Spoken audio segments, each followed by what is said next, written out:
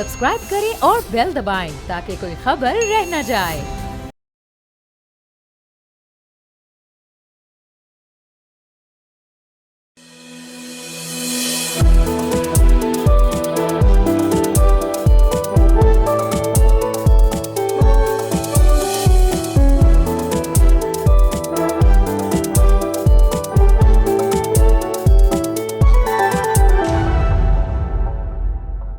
अस्सलाम वालेकुम and a very good morning नाजरीन। मैं हूं आपका होस्ट मुइज़ुर रहमान और मैं हूं अरीबा फातिमा और आप देख रहे हैं बोल न्यूज़ पे पाकिस्तान का सबसे मुनफरिद और दिलचस्प शो, जहां आप जान सकेंगे दुनिया भर से अहम खबरें और उन पर हम लेंगे माहिरीन की राय, तज्ज़िया और तबसरे।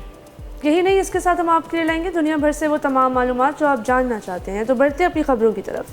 नाजरीन, आज हम एक ऐसे मुल्क के बारे में बात करेंगे जो एक बहुत ही अजीब मसले से गुजर रहा है। जापान में बर्थ रेट 8 साल से लगातार गिर कर अब अपनी सबसे कम तरीन सतह पर पहुंच गया है। ये एक ऐसा मसला है जो हम पाकिस्तानियों के लिए समझना शायद कुछ मुश्किल हो। जापान की वजारत सेहत के मुताबिक 2023 में जापान का फर्टिलिटी रेट यानी एक औरत की ज़िंदगी में पैदा होने वाले बच्चों की औसत तादाद सिर्फ 1.2 थी। ये अदाद शुमार काफ़ी हैरानकुन है। आज तो ये बहुत अहम मसला है और ये जो है जापान का इस वक्त सबसे मेजर क्राइसिस अगर हम कहें तो वी वोंट बी रॉन्ग।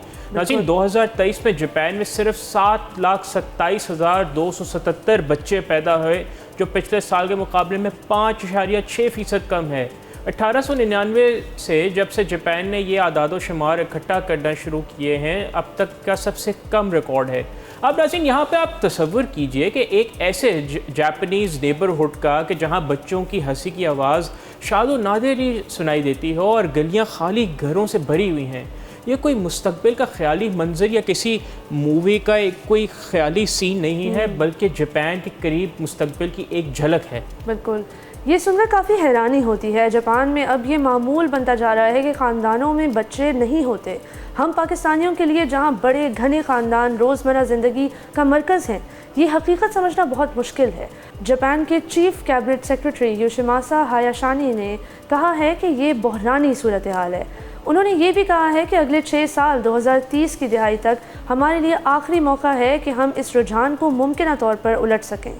और ये सिर्फ एक शुरुआत है और 2070 तक जापान की आबादी 30% तक कम हो जाएगी।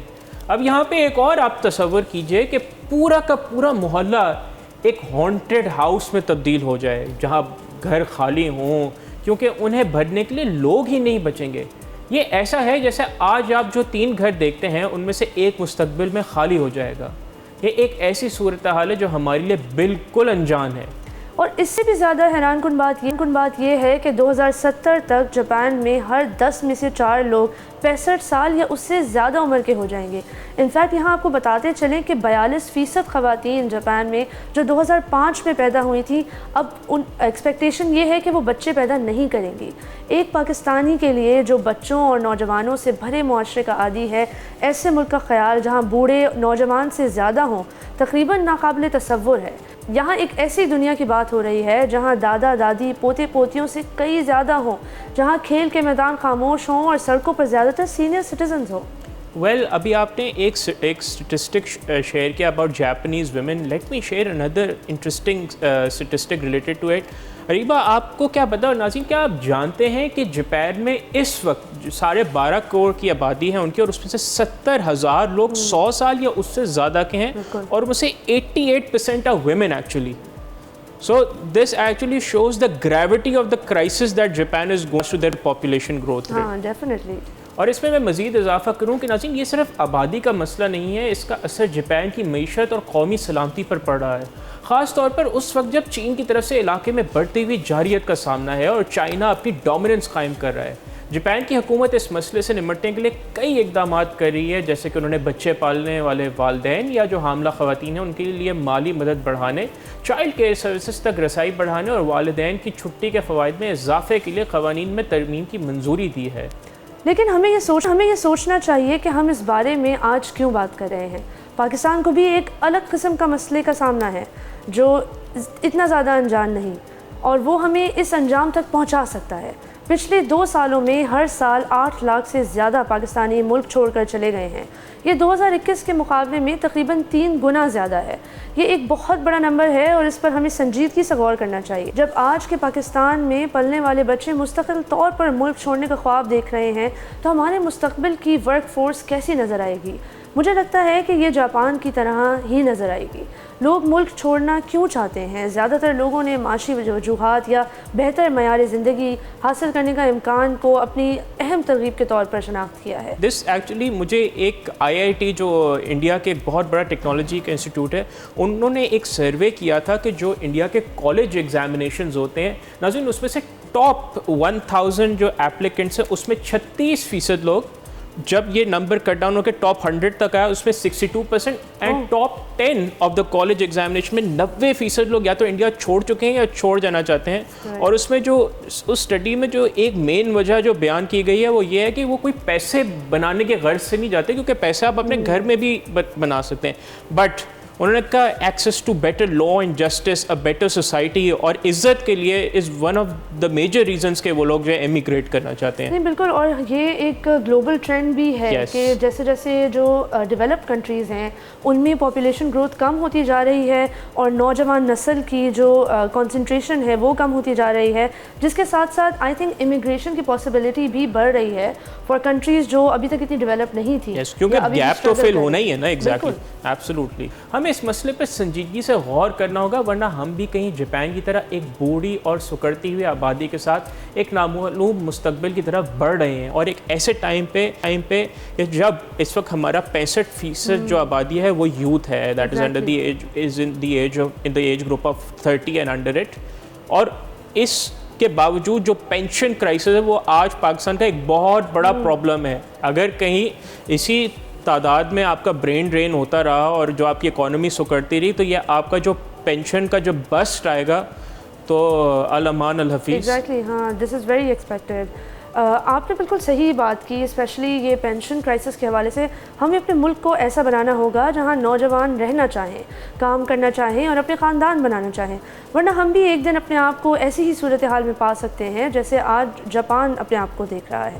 ہمیں معاشی موقع پیدا کرنے ہوں گے، تعلیم کے معیار کو بہتر بنانا ہوگا اور ایک ایسے ماحول کو تیار کرنے کی ضرورت ہے جہاں ہر شہری کو عزت اور وقار کے ساتھ زندگی گزارنے کا موقع ملے. اور جہاں تک جاپان کی بات ہے نا، اسپیسیفکلی ہمیں یہ بات نوٹ کرنا ضروری ہے کہ جاپان کی پاپولیشن کا جو ڈکلائن ہے وہ اس کا ریزن کیا ہے؟ اصل میں اس کا ریزن ہے اربنائزیشن، کہ جاپان میں اربنائزیشن بہت ایکسیسولی بڑھتی گئی، جس کا مطلب ہے کہ ورک فورس میں عورتوں کا انکلوژن ہو گیا ہے، عورتیں شامل ہو گئی ہیں، جس کی وجہ سے یہ بھی آبویس ایک کانسیکوینس ہے کہ اب جہاں پاکستان میں ایک ہی گھر میں 10-10 12-12 بچے پیدا ہوتے ہیں، اب اگر ایک عورت جاب بھی کر رہی ہے، گھر پہ آ کے خیال بھی رکھ رہی ہے، تو وہ 10-12 بچے پیدا کرنے کے لیے تیار نہیں ہوگی.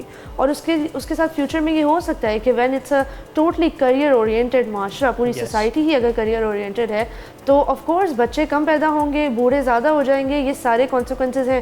لیکن کیا یہ ہمیشہ ایک ڈکلائننگ یا جس کو کہتے ہیں ورسننگ معاشرے کی عکاسی کرتا ہے، یا کبھی کبھی اس سے یہ بھی ظاہر ہوتا ہے کہ شاید عورتوں کو زیادہ خود مختاری حاصل ہے اس معاشرے میں؟ لیکن دس از اے ویری گڈ کویسچن، اور ہمیں جاپان کے ڈائنامکس دیکھنے کی ضرورت ہے کہ جب ورلڈ وار 2 جب ختم ہوئی تو جاپان ایک تباہ حال ترین ممالک میں سے تھا، اور اس وقت ان کو جو سب سے بڑا جو پرابلم درپیش تھا وہ جاپان کی ترقی تھی.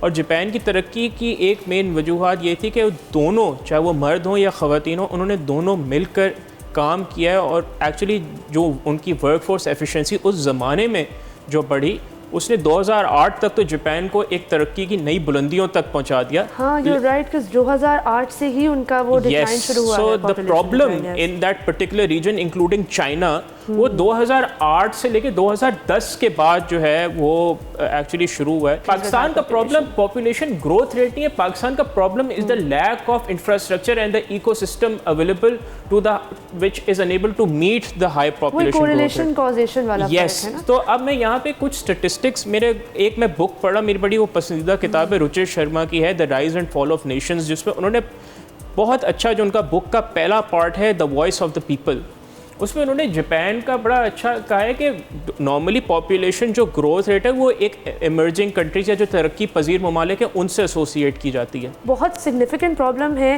جو کانسٹنٹلی مطلب تمام دنیا کو افیکٹ کرنے لگے گی اور ہمیں اس کے بارے میں کچھ سیریسلی سوچنا ہوگا. بالکل, اور ہمیں basically population growth is a subject جس میں کوئی چیز ایبسولوٹ رائٹ اور ایبسولوٹ رانگ نہیں ہوتی. So we have to see what are the combination of policies that are needed to make this thing work in your advantage, because a low population growth is clearly not working in the benefit of Japan or China. That's true. تو ناظرین, گفتگو کا سلسلہ جاری ہے لیکن یہاں وقت ہوا جاتا ہے ایک بریک کا. کہیں نہیں جائیے گا, ہمارے ساتھ ہی رہیے, دیکھتے رہیے بول نیوز.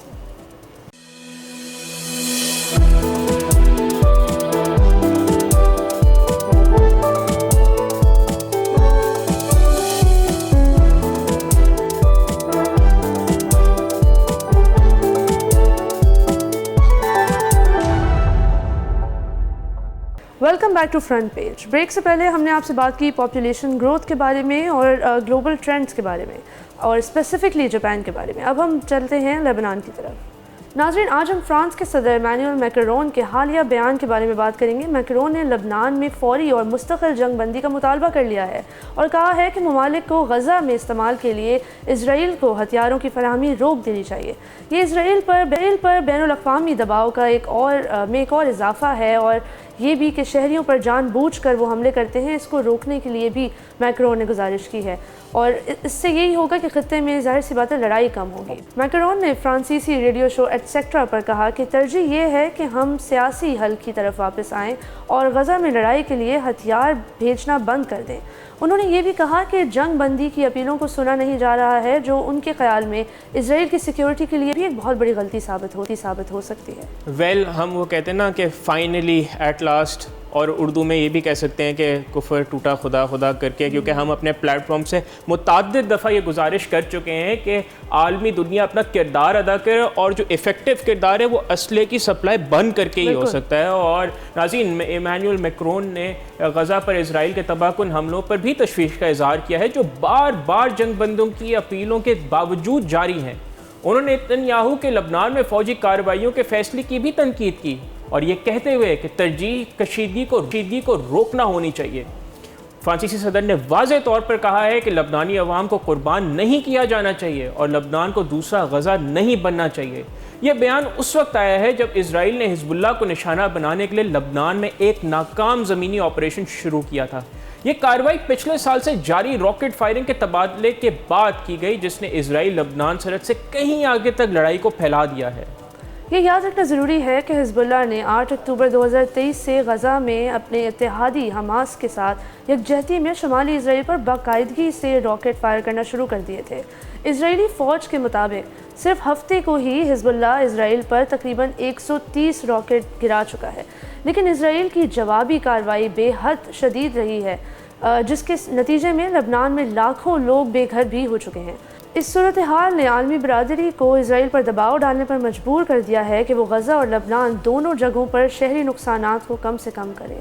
دراصل امریکہ نے مئی میں اسرائیل کو 2000 پاؤنڈز, اور یہ ویٹ یونٹ پاؤنڈز کی بات ہو رہی ہے, کہ بموں کی برآمد معطل کر دی تھی تاکہ امریکی ہتھیاروں کو رفح شہر پر ممکنہ حملے میں استعمال ہونے سے روکا جا سکے. یونائیٹڈ کنگڈم کی طرف سے یہ بیان آیا تھا کہ بین الاقوامی انسانی حقوق کے قانون کی سنگین خلاف ورزی کی جاتی ہے اسرائیل جو ہتھیار یوز کرتا ہے اس سے, اور اس کا واضح خطرہ ہے. لیکن اسرائیلی وزیر اعظم نیتن یاہو نے میکرون کے بیان کو شرمناک قرار دیا ہے, ان کو ڈسگریسفل کہا گیا ہے اور کہا ہے کہ جب اسرائیل ایران کی قیادت میں بربریت کی قوتوں کے خلاف لڑ رہا ہے تو تمام متبدل ممالک کو مضبوطی سے اسرائیل کی طرف کھڑا ہونا چاہیے. نیتن یاہو نے یہ بھی کہا ہے کہ اسرائیل ان کی مدد کے ساتھ یا ان کی مدد کے بغیر لڑتا رہے گا. ویسے نیتن یاہو کا جو متکبرانہ بیان اور جو ان کا انداز ہے, ان کو میکرون کا بیان شرمناک نظر, ان کی اپنی حرکات شرمناک نہیں. اس سے مجھے یہ یاد آتا ہے وہ قرآن شریف میں کہا ہے نا اللہ تعالیٰ نے کہ ایسے لوگ ہوں گے جو کہیں گے کہ ہم جی دنیا میں بھلائی لانے کے لیے آئے ہیں, لیکن وہ اصل میں فاسق ہوں گے. اور نیتن یاہو سے بڑا کوئی اگزامپل نہیں کہ فاسق کون ہوتا ہے. اور نیتن یاہو کے اس متکبرانہ بیان کے باوجود فرانسیسی صدارت نے اسرائیل کی حمایت کا اعادہ کیا, بجائے اس کے کہ وہ اسرائیل کے رویے کا مقابلہ کرتی. ناظرین, مغربی حکومتیں اپنی عوام کی خواہشات کو نظر انداز کر کے ایک خطرناک کھیل کھیل رہی ہیں. اگر وہ اسرائیل کی جارحیت کو روکنے کے لیے ٹھوس اقدامات نہیں کرتے تو وہ اپنے ممالک میں سیاسی عدم استحکام کا خطرہ مول رہے ہیں، اور یہ صورتحال دکھاتی ہے کہ مغربی ممالک کی خارجہ پالیسی ان کے اپنی عوام کی خواہشات سے کتنی دور ہو چکی ہیں۔ اردن نے بھی فرانسیسی رہنما کے بیانات کا خیر مقدم کیا ہے اور اسرائیل کو ہتھیاروں کی برآمد پر مکمل پابندی عائد کرنے کی اہمیت اور ملک کی کارروائیوں کے لیے حقیقی نتائج پر زور دیا ہے۔ لیکن سوال یہ ہے کہ یہ بیانات اور اظہار خیال کافی ہے کیا؟ آپ نے بہت اہم سوال اٹھایا ہے اریبہ۔ حقیقت یہ ہے کہ امریکہ، مصر اور دیگر ممالک مہینوں سے غزہ میں جنگ بندی کی کوشش کر رہے ہیں، لیکن وہ اسرائیل کو راضی کرنے میں ناکام رہے ہیں یہاں۔ لیکن ایک غور طلب بات یہ ہے کہ قطر اسپیشلی جو وہاں پہ امیر ہیں شیخ تمیم بن حماد بن الثانی، ان کا ایک بڑا اچھا کردار رہا ہے اس حوالے سے کہ انہوں نے مطلب اگر کسی ملک نے بڑی ٹھوس کوشش کی ہے جنگ بندی میں تو وہ قطر کا کردار وہاں بہت اہم ہے، and I would like to appreciate them for this especially dear Amir. اور ناظرین، ہم آپ کو اس حوالے سے مزید آگاہ کریں کہ لبنان میں عارضی جنگ بندی قائم کرنے کی امریکہ اور فرانس کی قیادت میں کی گئی کوششیں بھی ناکام ہو گئی ہیں۔ انفیکٹ ابھی پچھلے فرائیڈے جب آیت اللہ خامنائی نے بہت پوری عوام کو ایرانی 5 سال کے بعد انہوں نے جمعے کا خطبہ لیڈ کیا، انہوں نے ایڈریس کیا، تو اس کے جواب میں بھی ایک ہم نے نوٹ کی ہے بات کہ جو ڈفرینٹ کنٹریز ہیں UAE، سعودی عربیہ، عمان، کویت، جن سے سب ایکسپیکٹیشن رکھتے ہیں کہ بھائی یہ مسلم امت ہے اور یہ اس کے لیڈرز ہیں اور یہ کچھ کریں گے اسرائیل والے کیس میں، تو ان کی طرف سے بھی یہ بیان آیا ہے کہ اب وہ یونائٹڈ اسٹیٹس آف امریکہ کو اپنی بیسز استعمال کرنے کی اجازت نہیں دیں گے۔ بالکل، اور یہاں پہ وہ جو مسعود پزشکیان جو ایرانی پریزیڈنٹ ہیں، ان کی سعودی جو فارن منسٹر ہیں پرنس فیصل، ان سے بڑی ایک اچھی ملاقات رہی ہے اس حوالے سے، اینڈ لیٹ سی کہ اس کا کیا نتیجہ رہتا ہے، لیکن یہ جو ڈیولپمنٹ ہے کافی قابل ذکر ہے۔ اب لیٹ سی، آئی ہوپ کہ اس کا جو ایک رزلٹ ہو وہ کافی پازیٹیو اس میں نکلے۔ لیکن یہاں ہم ناظرین کو مزید بتائیں کہ میکرون کے بیان کو اسرائیل کے لیے ہی نہیں بلکہ ان کے مشترکہ اتحادی امریکہ کے لیے بھی ایک پیغام سمجھا جا رہا ہے جو اسرائیل کا سب سے بڑا ہتھیار فراہم کنندہ ہے۔ مئی میں امریکی محکمہ خارجہ نے کہا تھا کہ ان کے پاس ہتھیاروں کی ترسیل روکنے کے لیے کافی ثبوت نہیں ہے، لیکن یہ معقول طور پر اندازہ لگایا جا سکتا ہے کہ اسرائیل نے انسانی حقوق کے قانون کے معیارات کے خلاف ہتھیاروں کا استعمال کیا ہے۔ امریکہ کی اسرائیل کے ساتھ تاریخی اتحاد اور مشرقی وسطیٰ میں اس کی اسٹریٹجک مفادات کو دیکھتے ہوئے یہ ممکن نہیں لگتا کہ وہ اپنے موقف میں کوئی بڑی تبدیلی لائے گا، وچ از ویری انفارچونیٹ۔ لیکن بڑھتے ہوئے عالمی دباؤ اور اپنے ملک میں مظاہروں کے پیش نظر امریکہ شاید کچھ محدود اقدامات کرے، جیسے کہ کچھ مخصوص قسم کے ہتھیاروں کی فراہمی پر پابندی، لیکن یہ اقدامات بھی ایک احتمالی طور پر ظاہری ہوں گے اور اسرائیل کی فوجی صلاحیتوں پر کوئی خاص اثر آئی ڈونٹ تھنک سو کہ اس کا کوئی خاص اثر ڈلے گا۔ یہ صورتحال مغربی جمہوریتوں کے سامنے ایک بہت بڑا چیلنج پیش کر رہی ہے۔ ایک طرف ان کی عوام اسرائیل کی کارروائیوں کے خلاف ہیں اور فلسطینیوں کے حق کی حمایت کر رہے ہیں، دوسری طرف ان کی حکومتیں اپنے پرانے اتحادی اسرائیل کی حمایت جاری رکھے ہوئے ہیں۔ یہ تضاد آنے والے وقت میں ان ملکوں میں مزید سیاسی تناؤ کا باعث بن سکتا ہے۔ اب مثال کے طور پر امریکہ، برطانیہ، فرانس اور دیگر یورپی ممالک میں بڑے پیمانے پر مظاہرے ہو رہے ہیں جن میں لوگ اپنی حکومتوں سے اسرائیل کو ہتھیاروں کی فراہمی روکنے اور فلسطینیوں کے حقوق کی حمایت کرنے کا مطالبہ کر رہے ہیں، لیکن اب تک ان حکومتوں نے اپنے موقف میں کوئی خاص تبدیلی نہیں کی ہے۔ یہ صورتحال آنے والے وقتوں میں ان ممالک میں سیاسی عدم استحکام کا باعث بن سکتی ہیں۔ ہاں موئز، یہ ایک بہت ہی تشویشناک صورتحال ہے۔ یہ صورتحال ہمیں جنوبی افریقہ کے اپارتھائڈ رجیم کی یاد دلاتی ہے، کیونکہ اس کیس میں بھی یہی ہوا تھا کہ ایونچولی آفٹر سیورل ڈیکیڈز جب ویسٹرن کنٹریز کوئی سٹیپ نہیں لے رہی تھی، ایونچولی ان کی عوام کے پریشر کی وجہ سے انہیں گیو ان کرنا پڑا۔ اس وقت بھی مغربی حکومتوں نے لمبے عرصے تک اپنے عوام کی خواہشات کو نظر انداز کیا اور جنوبی افریقہ کی حمایت جاری رکھی، لیکن آخرکار عوامی دباؤ اتنا زیادہ بڑھ گیا تھا کہ انہیں اپنا موقف تبدیل کرنا ہی پڑا۔ آئی تھنک آپ نے بہت اچھی مثال دی ہے ساؤتھ افریقہ کی، کیونکہ ان کے معاملے کی طرح اسرائیل فلسطین تنازع میں بھی انسانی حقوق کی شدید ترین خلاف ورزیاں ہو رہی ہیں اور نسلی امتیاز کے الزامات شامل ہیں، اور کافی ایویڈنٹ ہے کہ وہ پراپر ایتھنک کلینزنگ کی جا رہی ہے پیلسٹینینز کی اسرائیل کی جانب سے۔ اور اس معاملے میں ایک بڑا فرق یہ ہے کہ اسرائیل کو امریکہ اور دیگر مغربی طاقتوں کی طرف سے بہت زیادہ سیاسی، فوجی اور اقتصادی حمایت حاصل ہے۔ اس کے علاوہ ہولوکاسٹ کی تاریخ اور مشرقی وسطیٰ میں امریکہ کے اسٹریٹجک مفادات بھی اس معاملے کو پیچیدہ بنا دیتے ہیں۔ لیکن کیا آپ کو نہیں لگتا کہ عالمی رائے عامہ میں تبدیلی آ رہی ہے، خاص طور پر نوجوان نسل جو سوشل میڈیا کے ذریعے غزہ اور مغربی کنارے کی صورتحال سے براہ راست آگاہ ہو رہی ہے، وہ اپنی حکومتوں پر زیادہ سے زیادہ دباؤ ڈال رہی ہے۔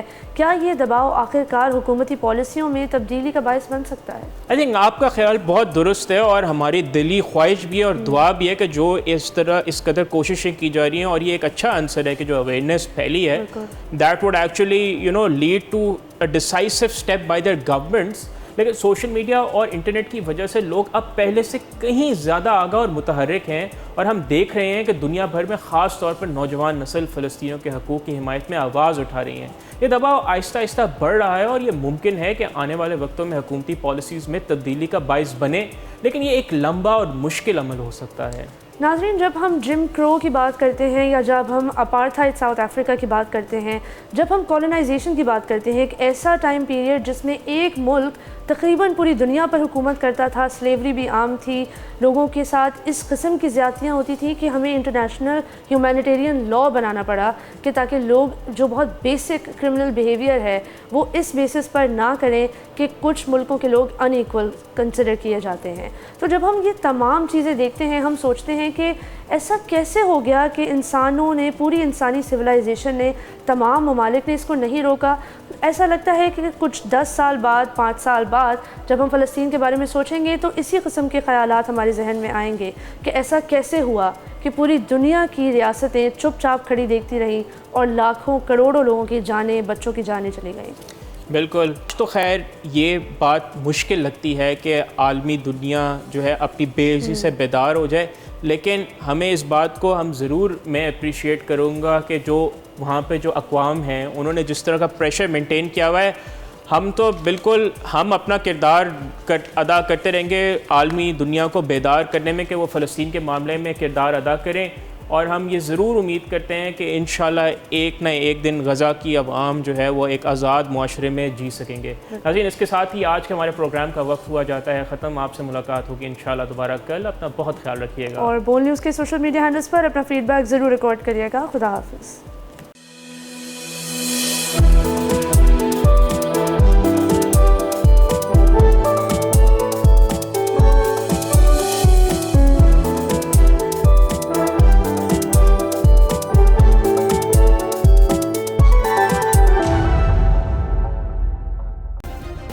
سبسکرائب کریں اور بیل دبائیں تاکہ کوئی خبر رہ نہ جائے۔